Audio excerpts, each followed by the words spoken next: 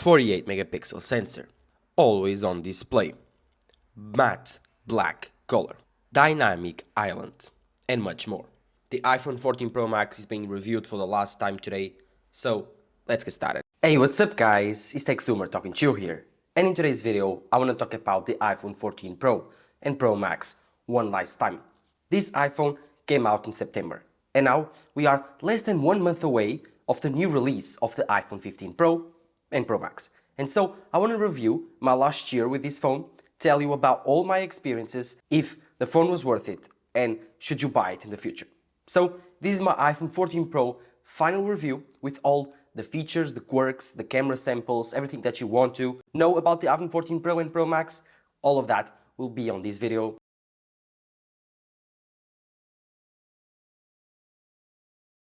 So this is my final review of the iPhone 14 Pro Max. Roll the intro. The iPhone 14 Pro Max was released on September, together with the iPhone 14 Pro, the iPhone 14 and the iPhone 14 Plus. This was the first time that Apple ever introduced a bigger phone, non-Pro phone, on the lineup with the iPhone 14 Plus.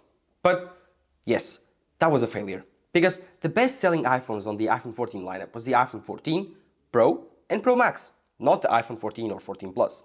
And that's kind of weird of explaining, but the iPhone 14 Pro and Pro Max, at least on the US, did not increase in prices. Here in Europe, they actually increased by $200, but in the States, they didn't. So the iPhone 14 Pro started at $999, while the iPhone 14 Pro Max started at $1,099, so $100 more. But the iPhone 14 Pro Max was especially a good deal this year, because Apple released the iPhone 14 Plus. And everyone that was looking for the bigger iPhone, but the cheaper one, so they asked for the iPhone 14 Plus, Apple told it costs around $900. But the iPhone 14 Pro Max costs only $1,100, $200 more, and you get so much more. All the things that I've talked about on the beginning of this video, the 48 megapixel, the always on display, the better battery, the smaller bezels, all of that, and of course, dynamic island, all of that is exclusive to the iPhone 14 Pro Max and 14 Pro. So everyone was thinking, maybe it's worth it to buy the 14 Pro and Pro Max instead of the iPhone 14 and 14 Plus. And so they did, and the best-selling iPhones this year were the Pro models. But were they worth it? Well, let's analyze the iPhone 14 Pro and Pro Max last year to understand if it is or not. Because there's some bumpy rides, and now the last one has been about the battery health on these phones, and I have my experience to talk about that. So yeah, I think we should first start talk about the design of the iPhone 14 Pro and Pro Max. The iPhone 14 Pro and Pro Max, they follow the same design language as the iPhone 13 Pro and Pro Max. Those iPhones followed the same design language as the iPhone 12 Pro and Pro Max. So these squared off edges, the new design trend from the iPhone 12s, and of course they introduced this new black color. They still had the same stainless steel sides, the same matte glass back, and the same design overall. It's about the same design, and if you don't actually notice the difference on colors, then you would probably not notice the difference between the iPhone 14 Pro and Pro Max and the iPhone 13 Pro and 13 Pro Max, only if you looked at the dynamic island that you can see here. This is the new thing on the iPhone 14 Pro and Pro Max. Other than that, there's nothing new on the design. Still has lightning, still has the same button system, still has the ringer switch. Everything is the same as the iPhone 13 Pro. Maybe dynamic island gave it a little bit of fresh look, but in terms of design, it's the same. Works well, why change it? That's Apple's thought on the iPhone 14 Pro. And so I think that was a good decision, because the design of the iPhone 14 Pro over the last year hasn't aged one bit. It still feels brand new, really premium. I really take good care of this iPhone 14 Pro. I want to resell it, so I did, always with a case, always with a screen protector. It's brand new. The stainless steel sides are beautiful, especially this black color, this black matte color that Apple released like on September is a really good option if you want to buy the iPhone 14 Pro in the future. I really enjoy this black matte color. It's insane. I really love it. Then there was this silver one, which is also really good. Then I think there was the gold one, and I think this was the purple one. The purple one, I did not enjoy it, but especially this matte black. It's incredible. I love it. Thank you, Apple, for releasing this color for phone. And I hope you release it again with the iPhone 15 Pro and Pro Max, because that's the color I'm getting on the next iPhone. But going back to the design, it still has lightning. That's maybe one of the worst features on this iPhone is the lightning port. So if If there's something that bothers you, maybe, well, I've lived with it for the last year, and I gotta say that it kind of bothers me now because I know that I will be getting USB-C on the iPhone 15s, and it doesn't follow the trend with my ecosystem. My MacBook has USB-C. My iPad Pro, which now is completely revived on my ecosystem, has USB-C. My iPhone charges with Lightning, which is not compatible. And my Apple Watch Ultra charges with its own charger. So yeah, I need two chargers to charge my ecosystem. Actually three. I need my Apple Watch charger, my iPhone charger, and my MacBook/iPad charger. I wish everything charged via USB-C. Like, I just need to have one power brick for USB-C and one for my Apple Watch. So they are the same USB-C power brick, but I have to add two, or then buy those power bricks that have two USB-C entries. But I just want USB-C everywhere. My car has USB-C. My phone needs to have USB-C. My computer has USB-C. My iPad has USB-C. The Apple Watch will never get USB-C just because it charges wirelessly, so it doesn't need USB-C. But my camera has USB-C. Everything has USB-C. Why does not the iPhone have USB-C earlier? I don't understand. But Apple has its reasons, and now USB-C is coming for the iPhone 15 Pro and Pro Max. So, thank God. But going back for the design of this phone, I think that Apple needs to change it. And it will change on the iPhone 15. It's over already, I think 3 years. It's good enough for time to run a design, but I think more than 3 years starts to get a little bit tiring and the iPhone starts to get too much like the same. Every iPhone starts to look like the same and Apple needs to give it a little bit refresh. Do not change it completely again. Do not make it round again. You don't need to. Just make it a little bit more refined. And that's what the leaks are saying. The leaks are saying that the iPhone 15 Pro and Pro Max and the 15 and 15 Plus will feature a little bit of rounder edges, chamfered edges. So it will be a little bit more comfortable, a little bit more refinement on this design. That's what I think it needs, and that's what I think it will get. So I think in terms of the design, this phone was good for its time, but I think we need a new one for the iPhone 15s. Then, of course, is probably the thing that everyone is talking about right now, and it's battery health. The battery health on this phone, I know it's controversial, but for me, it has been great. Like, the phone lasts me about 1 day and a half. The battery health on this phone, I can check it right now. It's like, if I'm not sure, I think it's 98%, but I can check it right now. Yeah, let me see if I can focus it. Cover my face. Yeah, I think you can see it, 98%. Let me see if I can get it closer. Yeah, you can see 98%. So what do you want me to tell you? It's still good, like amazing. I don't know why. It's like 7 months, 8 months of use of this phone, 2% drop. I exclusively charge this via MagSafe. So wirelessly charging it, and of course using also a very slow lightning power brick when it's needed on my iMac or on my MacBook Pro. No fast charging for this phone whatsoever. And that's what kills your battery, and of course also charging it on the sun on a very low temperatures. No, I always charge it and I take really good care of this battery health because I really need to resell this phone to buy the iPhone 15. So this phone is in perfect mint condition. So I need to take good care of it. But in terms of other phones, my iPhone 14 Pro from my brother has had some problems. Right now, he's complaining about the battery health of this phone, saying that it doesn't last that long. Well, the iPhone 14 Pro doesn't have amazing battery life, but it used to last whole day. And now my brother is saying that it doesn't. So I'm actually thinking that his phone is being affected by this problem. Also, I need to report this, and it's really important before I forget. My iPhone 14 Pro's brother actually has a fault on the camera system. Yes, the front camera is completely bugged out. He needs to replace it under warranty because it's completely destroyed. I don't know what happened. He didn't drop it. It's since the first day that he got the phone, the camera just switched off or doesn't work, or when he opens social media, just completely doesn't work. He's switching on, off, on, off, on, off. And when he uses FaceTime, it just drops the camera. It doesn't work. So he needs to fix that and take it under warranty. My iPhone 14 Pro Max had no issues with warranty problems. My iPhone 14 Pro Max from my father, no issues also. So I think my brother got a dud. Me, my father, no issues. If you know that, anyone else that has that problem, let me know in the comments down below.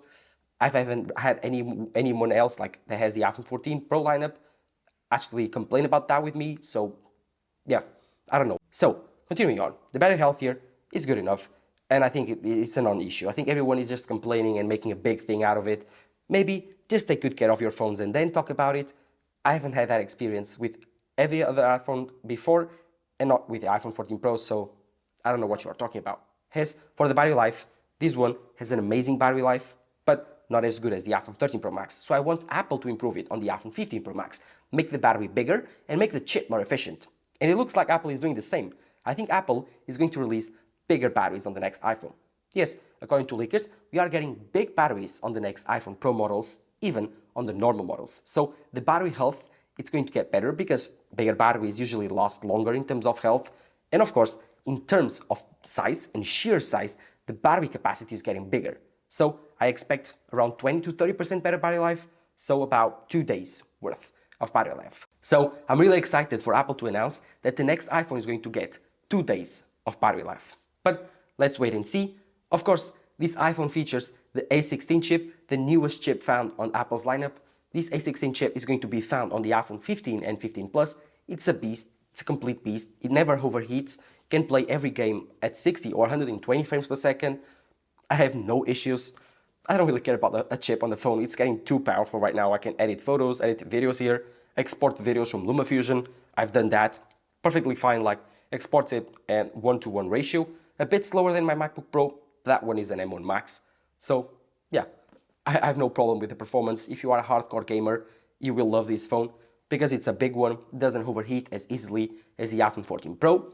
And of course, the battery health and the battery life is much better because bigger thermals means better thermal performance, which means less heat and less overheating over the battery. And of course, the chip and the display. The display doesn't dim as much as the iPhone 13 Pro Max used to dim, so that's a good thing.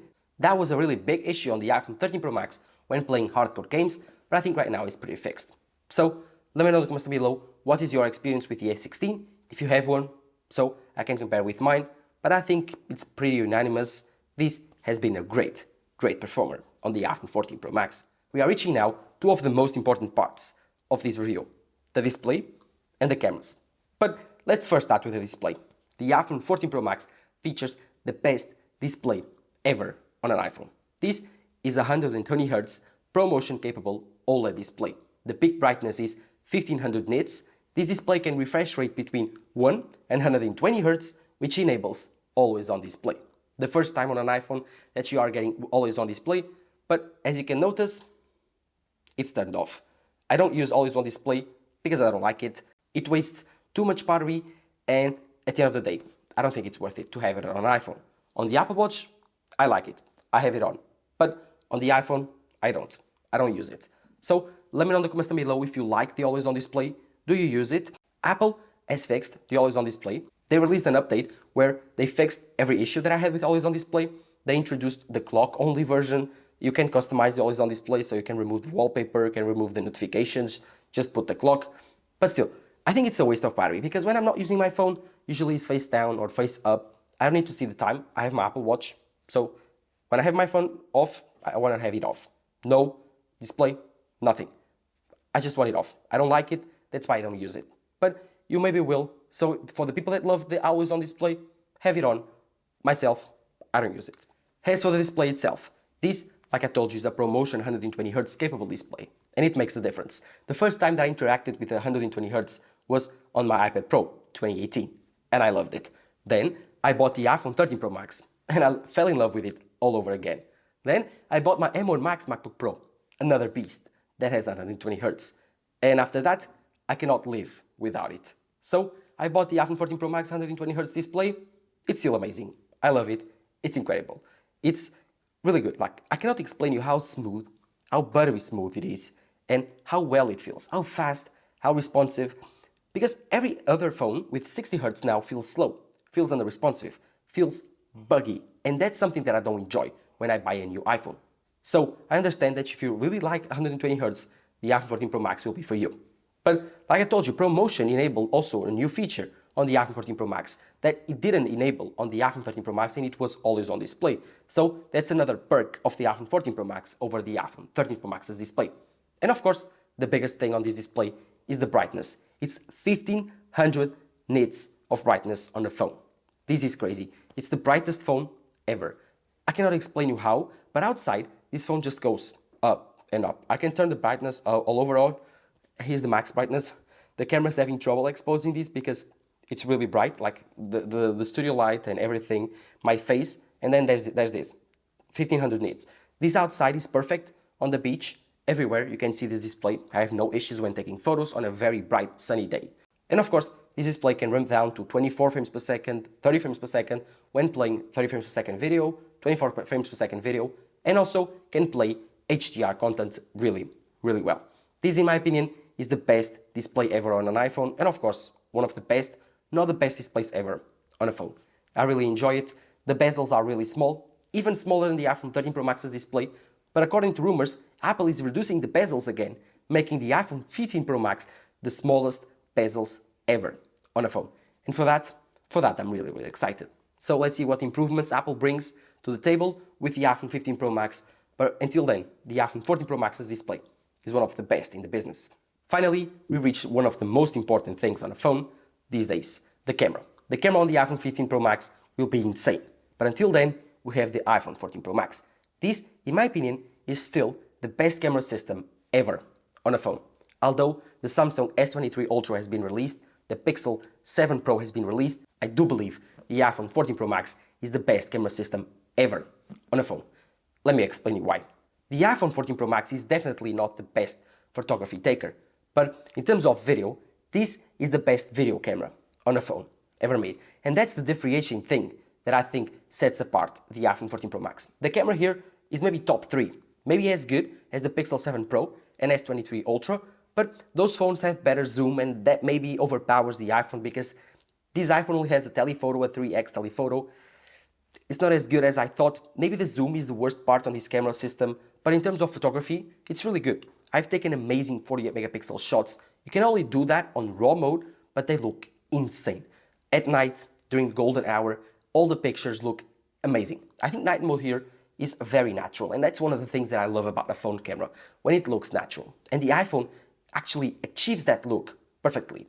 The S23 Ultra, I've tested out the S22 Ultra, and the look was too artificial. The 7 Pro, I went to the United States and I tested out that phone, and I thought that camera was too artificial also. Too much saturation, too much editing on the phone, too much processing. While the iPhone, it looks natural, looks like it was on that day. Like when I see it with my own eyes, it just looks like that. And I love the photos that I took on Las Vegas. Even when compared to my Sony a6700 camera, this one could take also amazing photos of the same things. So, as you can see, this camera is getting really close to the new and best cameras on the market. So, that's why I think it's the best camera ever on a phone. The main camera is amazing. The telephoto could be better. 3x doesn't make any sense because especially you have the 2x button, the cropping in factor on the 48 megapixel main camera, which also looks amazing. It's about 15 millimeters. So, I mean, I love that form factor. I love that focal lenses for my camera.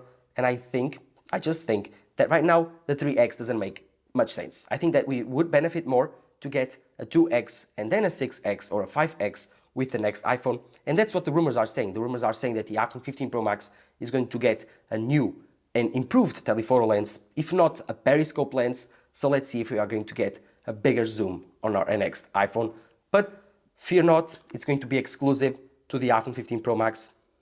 You, owners of the iPhone 15 Pro, I'm sorry, but again, this phone needs the size to put a periscope lens, and the only one that has it is the Pro Max model. So I'm a Pro Max user, I will enjoy it, the periscope lens. For those that want a smaller phone, maybe next year, I don't know when Apple will be able to put that zoom lens on the next small Pro phone.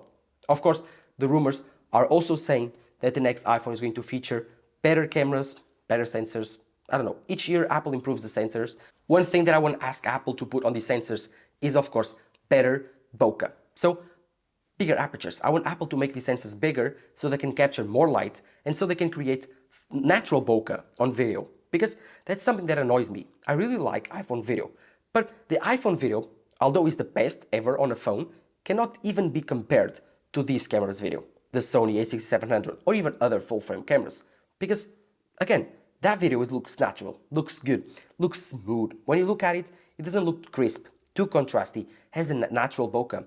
While this video looks too processed, looks like too much contrasty, it has too much contrast, it doesn't look as good. And if you are used to watching video on YouTube, you can almost notice already when it's shot with an iPhone and when it's shot with a camera. So maybe improve that factor over the best video camera ever on a phone. The iPhone 14 Pro Max is the best video phone ever. And of course, improve the photography. The photography is really there. It's really close to the cameras and the normal cameras. The video needs that little bit of improving, so it can compete and compare with other full-frame cameras. So let me know in the comments down below what you think about this camera. I really enjoy it, but I will leave you with some results and some shots that I took with the iPhone 14 Pro Max. Enjoy it.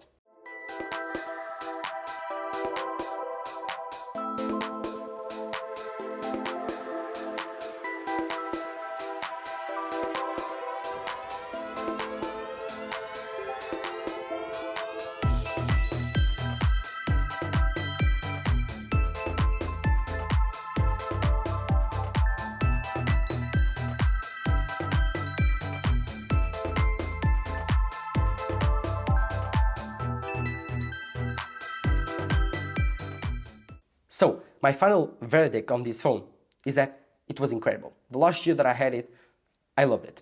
I have no regrets about buying it, and I'm definitely going to buy the next iPhone.